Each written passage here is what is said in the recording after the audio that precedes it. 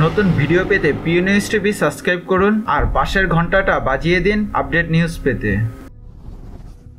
পার্লামেন্টের বাইরেও বিরোধী দল হয় বললেন খালেদা জিয়া।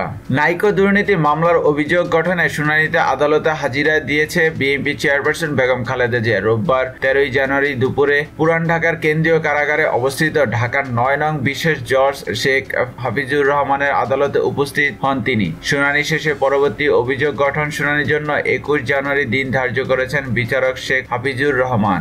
আদালতে ব্যারিস্টার মওদুদ আহমেদ তার নিজের পক্ষে শুনানিতে বলেন, আজ আমরা বিরোধী দলে আছি বলেই বিপদে পড়েছি। এই সময় পাশ থেকে এক আইনজীবী প্রশ্ন করেন, আপনারা কি বিরোধী দলে আছেন? এরপর কথার রেশ ধরে খালেদা জিয়া বলেন, বিরোধী দল শুধু পার্লামেন্টের ভিতরেই হয় না, পার্লামেন্টের বাইরেও হয়। বিরোধী দল সবখানে হয়। যারা জনগণের কথা বলে, মানুষের অধিকারের কথা বলে, তারাই বিরোধী দল। এর আগে দুপুর 12টা 20 হুইল চেয়ারে করে খালেদা জিয়াকে আদালতে হাজির করা হয়। এই কারাগারে দুর্নীতির মামলা সাজাপ্রাপ্ত হয়ে বন্দী রয়েছেন তিনি।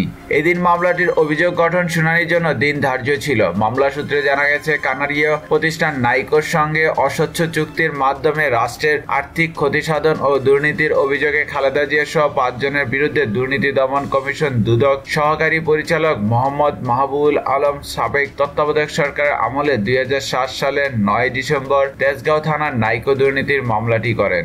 মামলা করার পরের বছর 5 মে খালেদা জিয়া সহ 11 জনের বিরুদ্ধে আদালতে অভিযোগপত্র দাখিল করা হয়। পরে আসামিদের বিরুদ্ধে রাষ্ট্রের প্রায় 13,777 কোটি টাকার আর্থিক ক্ষতির অভিযোগ আনা হয়। বিএনপি চেয়ারপারসন বেগম খালেদা জিয়া দুদকের দায়ের করা 2 মামলায় 10 ও 7 বছরের কারাদণ্ডে দণ্ডিত হয়েছেন। আপিলে জিয়া আরফানেজ ট্রাস্ট দুর্নীতির মামলায় 5 বছরের কারাদণ্ড বেড়ে 10 বছর এবং জিয়া চ্যারিটেবল ট্রাস্ট দুর্নীতির মামলার বিশেষ আদালতে 7 বছরের কারাদণ্ডে দণ্ডিত হন তিনি।